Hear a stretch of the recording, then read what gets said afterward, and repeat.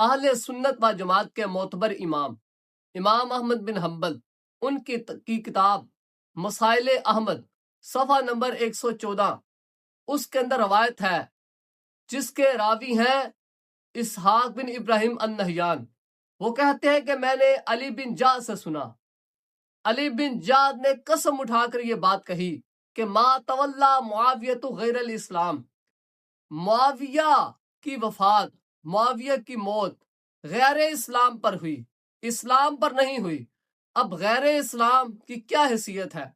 قرآن مجید کے 2 مقامات میں آپ احباب کے سامنے رکھتا ہوں۔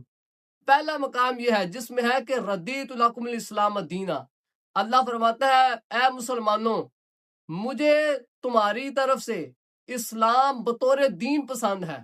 دوسرا مقام ہے فلن یقبل منہ، جس میں ہے کہ اسلام کے سوا اللہ فرماتا ہے مجھے کوئی شے مقبول نہیں۔ اب غیر اسلام سے کون سی حالت ہے؟ یہودی حالت ہے یا نصرانی حالت ہے یا کفر کی حالت ہے یا نفاق کی حالت ہے؟ انہی حالتوں میں سے کوئی حالت ہوگی جس کا ہمیں واضح طور پر معلوم نہیں۔ یہاں پر لفظ ہے غیر اسلام کے۔ اب ہمارے ماحول میں ایسا کلچر بھی ہے کہ بعض لوگوں کو جب روایت پیش کی جاتی ہے تو ان کو خارش ہوتی ہے کہ اس کی سند دیکھو۔ اب اس کی سند میں جو راوی ہے علی بن جعد، تو اس پر 2 اعتراض کیے جائیں گے۔ پہلا اعتراض یہ کیا جائے گا کہ علی بن جعد کی اپنی کتاب ہے مسند ابن جعد، اس کے اندر ایک روایت ہے جس میں ہے کہ علی رضی اللہ تعالیٰ عنہ نے فرمایا کہ ابو بکر مجھ سے افضل ہے، عمر بھی مجھ سے افضل ہے۔ وہ روایت کہیں گے کہ اگر تم یہ روایت قبول کرتے ہو جس میں یہ ہے کہ علی بن جعد کہتے ہیں کہ میں نے سنا ہے اور میں نے دیکھا ہے اللہ کی قسم کہ معاویہ کی وفات اور موت غیر اسلام پر ہوئی، اگر یہ روایت قبول ہے تو پھر یہ بھی روایت قبول کرو جس میں مولا علی رضی اللہ تعالیٰ عنہ فرما رہے ہیں کہ ابو بکر بھی مجھ سے افضل ہے، عمر بھی مجھ سے افضل ہے۔ تو اس کا جواب یہ ہے کہ یہ جو روایت ہے جس میں افضلیت کا ذکر ہے یہ قرآن کے بھی برخلاف ہے اور سنت کے بھی برخلاف ہے۔ قرآن و سنت کے برخلاف جو روایات ہوں یا جو روایت ہو اس کو قبول نہیں کیا جائے گا۔ دوسرا اعتراض یہ کیا جائے گا کہ علی بن جعد ایسا راوی ہے کہ ذہبی نے کہا ہے کہ شاید اس نے توبہ کر لی ہو۔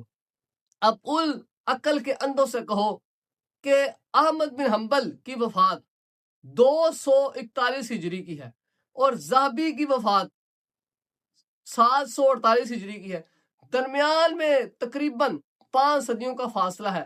ذہبی پر کون سا الہام یا وحی ہوئی ہے کہ ذہبی یہ گواہی دے رہا ہے کہ علی بن جعد نے کہا ہو کہ شاید اس نے توبہ کر لی ہو؟